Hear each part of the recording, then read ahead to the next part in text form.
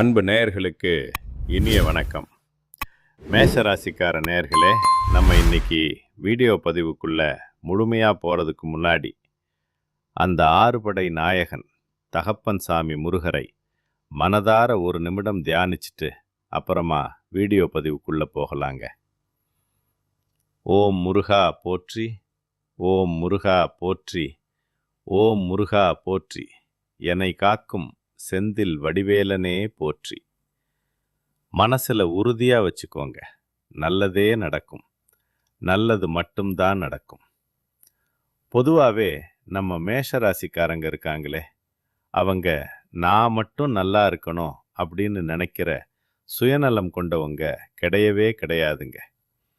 தன்னை சுற்றி இருக்கிற 10 பேரும் ஏன் இந்த உலகமே நல்லா இருக்கணும் அப்படிங்கிற அந்த பேரன்பு கொண்ட பொது நல குணத்தோட வாழ்ந்துகிட்டு இருக்கிறவங்க தான் நீங்க. இதனாலேயே கடவுள் உங்களுக்கு ஒரு அபாரமான புத்திசாலித்தனத்தை கொடுத்துருக்காருங்க. உங்களை அவ்வளவு சீக்கிரமா யாராலையும் ஏமாத்திட முடியாது. ஏன்னா உங்களுக்கு நிகர் நீங்க தாங்க. நீங்க எல்லார்கிட்டையும் ரொம்ப ஈஸியா, ரொம்ப யதார்த்தமா பழகிருவீங்க. அதனாலேயே உங்களுடைய நட்பு வட்டம் பார்த்தீங்கன்னா ரொம்ப பெரிய அளவில் இருக்கும். உங்களை பொறுத்த வரைக்கும் உங்கள் சொந்த வாழ்க்கையில் எத்தனை இடி விழுந்தாலும், எத்தனை பிரச்சனைகள் வந்தாலும் அதை நினச்சி ஒரு துளி கூட கவலைப்பட மாட்டீங்க. ஆனால் உங்களுக்கு நெருங்கிய ஒரு உறவோட வாழ்க்கையில் ஒரு சின்ன கஷ்டம்னு வச்சுக்கோங்க, அடுத்த நிமிடம் ஓடி போய் முன்னாடி நின்று உதவி செய்யக்கூடிய அந்த ஈர மனசு உங்களுக்கு உண்டுங்க. இவ்வளவு அருமையான நற்குணங்களை கொண்ட மேஷராசி அன்பர்களே, எல்லாரும் ஆரோக்கியமா சௌக்கியமா இருக்கீங்களா?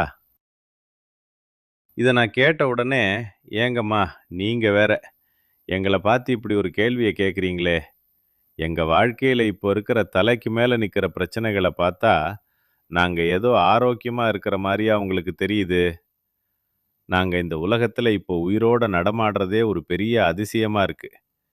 இதில் நாங்கள் எப்படிம்மா நிம்மதியாக ஆரோக்கியமாக வாழ முடியும் அப்படின்னு உங்கள் மனசுக்குள்ளே நீங்கள் குமுறது எனக்கு நல்லாவே புரியுதுங்க மேஷராசி நேயர்களே. ஆனால் ஒன்று மட்டும் நல்லா தெரிஞ்சுக்கங்க, உங்கள் வாழ்க்கையில் இருக்கக்கூடிய இந்த துன்பமான சூழ்நிலை, இந்த இருண்ட காலம் எல்லாமே இனி வரக்கூடிய காலங்களில் காணல் நீரா அப்படியே மெல்ல மெல்ல மறைய போகுதுங்க. திருமணம் ஆகாமல் தள்ளி போயிட்டே இருந்தவங்களுக்கெல்லாம் அந்த திருமண தடைகள் நீங்கி கூடிய சீக்கிரம் கெட்டி மேளம் கொட்ட போகுதுங்க. வெகு காலமாக குழந்தை பாக்கியம் இல்லாமல் ஏங்கிட்டு இருந்த தம்பதிகளுக்கு மழலை செல்வம் மடியில் தவழப்போகுது. முக்கியமாக இந்த பூர்வீக சொத்து ரீதியாக கோர்ட் கேஸ் அப்படின்னு அலைஞ்சிட்டு இருந்தீங்களே, அந்த பிரச்சனைகளுக்கு ஒரு நிரந்தர தீர்வு கிடைக்க போகுது. உங்கள் கைக்கு வர வேண்டிய சொத்து தானாக தேடி வந்து உங்கள் கையில் சேரப்போகுதுங்க. உங்கள் வாழ்க்கையில் இனிமே நல்ல விஷயங்கள் எல்லாம் அப்படியே அடுக்கடுக்காக நடக்க போகுது. உங்களுடைய நீண்ட கால ஆசைகள், சின்ன சின்ன கனவுகள் எல்லாமே இனிமேல் நிறைவேற போகுதுங்க. மேஷராசிக்காரர்களே, நீங்கள் எந்த ஒரு பிரச்சனையாக இருந்தாலும் சரி, அதை சமாளிக்க ஒரு தெளிவான திட்டத்தோடு செயல்படணுங்க. மற்றவங்க நம்மளை தப்பாக எடை போடாதபடி நம்மளோட கண்ணியத்தை நாம தான் பார்த்துக்கணும். எப்போதும் ஒரு மனோதிடத்தோட ஒரு சிங்க நடடை போட்டு செயல்படுங்க. கடவுள்கிட்ட நீங்க எதை வேண்டினாலும் சரி, முதல்ல தைரியத்தை கொடு அப்படின்னு கேளுங்க. ஏன்னா எந்த ஒரு இக்கட்டான சூழ்நிலையிலும் நீங்க உங்க தைரியத்தை மட்டும் ஒருபோதும் இழக்கவே கூடாதுங்க. அப்பத்தாங்க நீங்க வாழ்க்கையில நினைச்சதை விட பெரிய வெற்றியை பெற முடியும். கடவுள்கிட்ட பணிவா இருக்கிறது ஒரு பக்கம் இருந்தாலும், என்னால் முடியும், நான் நிச்சயம் முயற்சி செய்வேன் அப்படிங்கிற அந்த வைராகியத்தோடு இருங்க. சாதாரண மனிதனா இருக்கவே வேண்டாங்க மேஷராசிக்காரங்க. எப்போதும் உயரத்தில் பறக்க வேண்டியவங்க, ஒருபோதும் வீழ்ந்து விடக்கூடாதுங்க. இந்த ஒரு குணம் உங்ககிட்ட இருக்கிற வரைக்கும் இந்த 7.5 சனி அப்படிங்கிறது எந்த விதத்திலும் உங்களுக்கு பாதிப்பை ஏற்படுத்தாதுங்க. சனி பகவான் வரக்கூடிய மாதத்தில் தனது கம்பீரமான சிம்மாசனத்தில் அமரப்போகிறார். கடந்த ஒரு வருஷமா பார்த்தீங்கன்னா, அவர் மீனம் ராசியில சிம்மாசனம் இல்லாமல் தான் இருந்தார். இப்போ அவர் சிம்மாசனத்துல அமர்ந்து தன்னோட ஆட்டத்த, அதாவது விளையாட்டத் தொடங்கப் போறார். சனியோட அந்த உண்மையான முகத்த நீங்க பார்க்கணும்னா, நீங்க முதல்ல நேர்மையா இருக்க கத்துக்கணும்.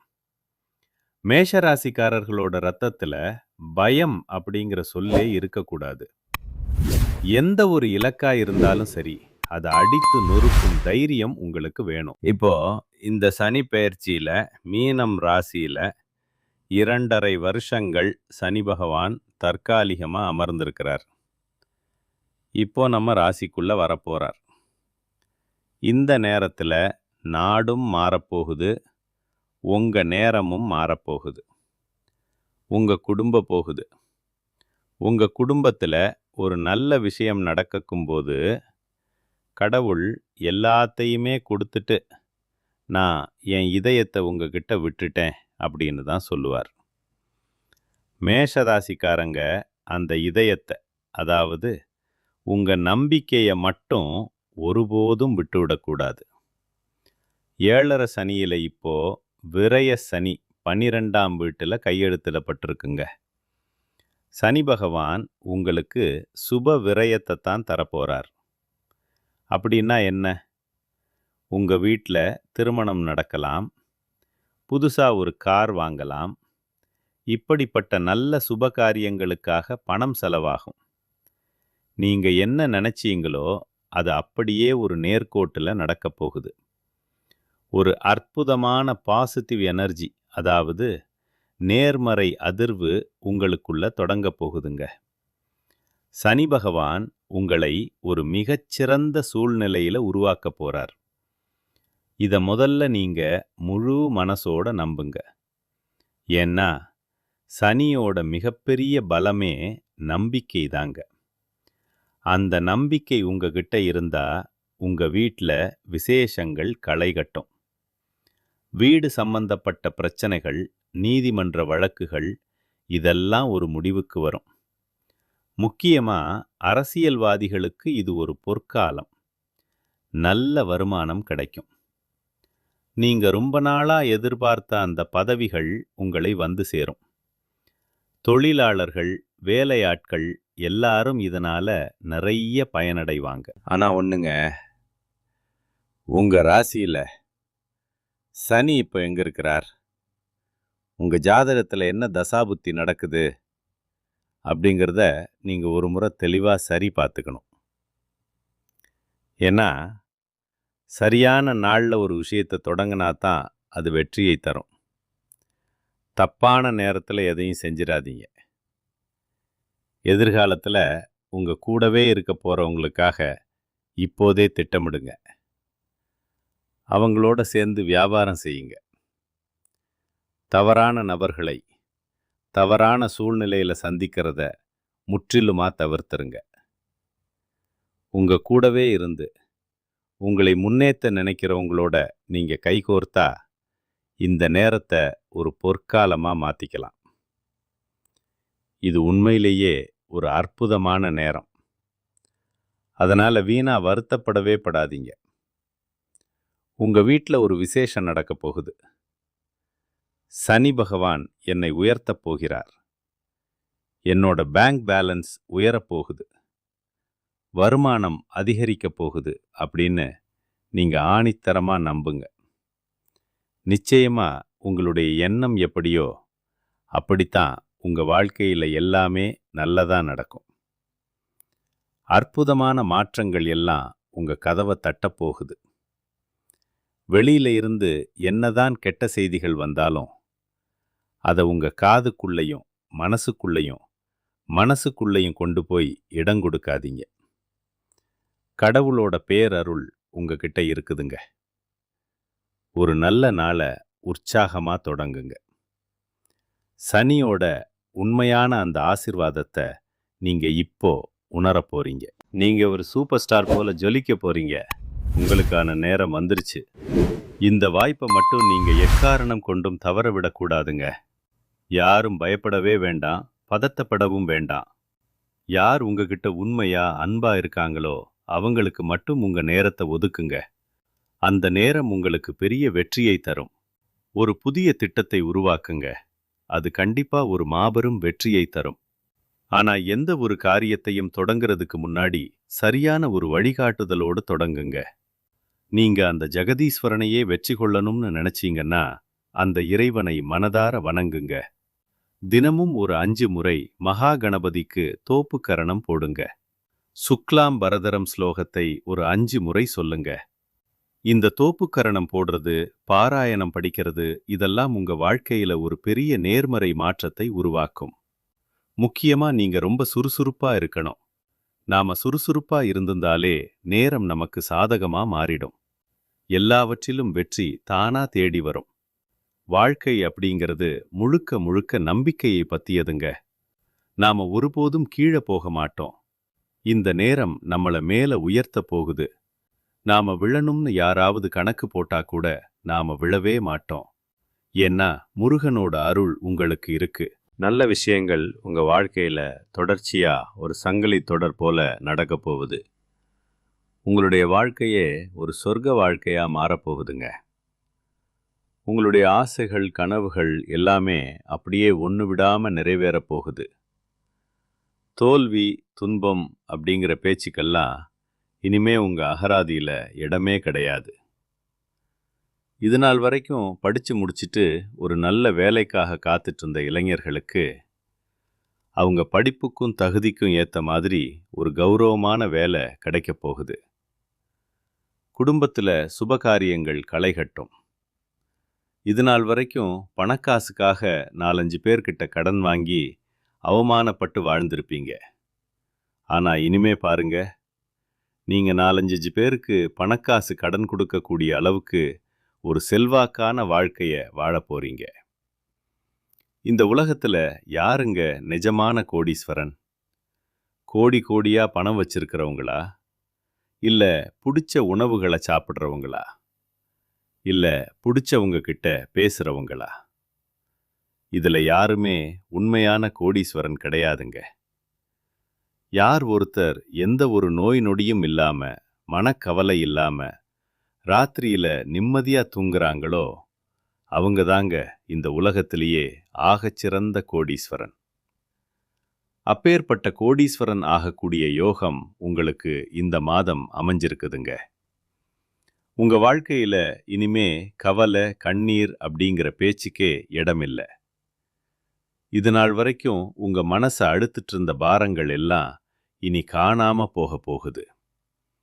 நீங்க ரொம்ப சந்தோஷமா, ஆரோக்கியமா வாழப் போறீங்க. அடுத்ததா நம்ம மேஷ ராசியில இருக்கக்கூடிய ஒவ்வொரு நட்சத்திரக்காரர்களுக்கும் இந்த மாதம் எப்படி இருக்க போகுதுன்னு கொஞ்சம் விரிவா பார்க்கலாம். மேஷ ராசியின் முதல் நட்சத்திரமான அஸ்வினி நேயர்களே, இந்த மாதம் உத்தியோகத்தில் இருக்கிறவங்களுக்கு சின்ன சின்ன வீண் அலைச்சல்களும் வேலையில் டென்ஷனும் வந்துட்டு போகும். ஆனால் அதெல்லாம் தற்காலிகம்தான். மற்றவங்க கிட்ட வீண் வாக்குவாதங்களை மட்டும் கொஞ்சம் தவிர்த்துருங்க. அது உங்களுக்கு நல்லது. கணவன் மனைவிக்குள்ள சின்ன சின்ன விஷயத்தில் கருத்து வேறுபாடுகள் வரலாம். அதனால் ஒருத்தரை ஒருத்தர் விட்டு கொடுத்து போங்க. அது உங்களுக்கும் நல்லது, உங்கள் குடும்பத்துக்கும் நல்லதுங்க. பிள்ளைகளால் திடீர்னு ஒரு செலவு வரலாம். ஆனால் அதை நினச்சி பயப்பட வேண்டாம். தடைப்பட்ட காரியங்கள் எல்லாம் இனிமே தங்கு தடையின்றி நடக்கும். திருமண யோகமும் புத்திர பாக்கியமும் கைகூடி வரப்போகுது. பரணி நட்சத்திர நேயர்களே, இந்த மாதம் நீங்கள் யாரையும் எதிர்த்துக்காம கொஞ்சம் அனுசரித்து போகிறது உங்களுக்கு பெரிய நன்மையை தரும். சில நேரங்களில் மனக்கவலை அல்லது காரிய தாமதம் ஏற்படலாம். அதனால் கொஞ்சம் கவனமாக இருந்துக்கங்க. ஆனால் ஒன்றுங்க, பண வரத்து இப்போ அதிகரிக்க போகுது. உங்கள் பேச்சில் ஒரு வசீகரம் உண்டாகும். நீங்கள் சொல்கிறத மற்றவங்க கேட்பாங்க. புதிய நண்பர்கள் கிடைப்பாங்க. தூரத்தில் இருந்து ரொம்ப நாளாக எதிர்பார்த்த ஒரு நல்ல செய்தி உங்களை தேடி வரும். குடும்பத்தில் சுபகாரியங்கள் நடக்கும். கையில் பணப்புழக்கம் தாராளமாக இருக்கும். கவலைகளை மறந்துட்டு உற்சாகமாக இருங்க. கார்த்திகை நட்சத்திர நேயர்களே, இந்த மாதம் உங்கள் தொழில் மற்றும் வியாபாரத்தில் ஒரு நல்ல முன்னேற்றம் தெரியும். லாபம் கிடுகிடுன்னு உயரும். ரொம்ப நாளா வராம இருந்த பழைய பாக்கிகள் எல்லாம் இப்போ வசூலாகும். புதுசா ஆர்டர்கள் வந்து குவியும். ஆஃபீஸ்ல வேலை செய்கிறவங்க உங்களோட திறமையால மேலதிகாரிகளோட பாராட்ட பெறுவீங்க. உங்க கௌரவம் சமூகத்துல உயரும். பதவி உயர்வு, சம்பள உயர்வு இதெல்லாம் இப்போ கைகூடும். குடும்பத்துல இருந்த சண்டை சச்சரவுகள் எல்லாம் காணாம போகும். உங்க வாழ்க்கையே ஒரு சொர்க்கமா மாறப்போகுதுங்க.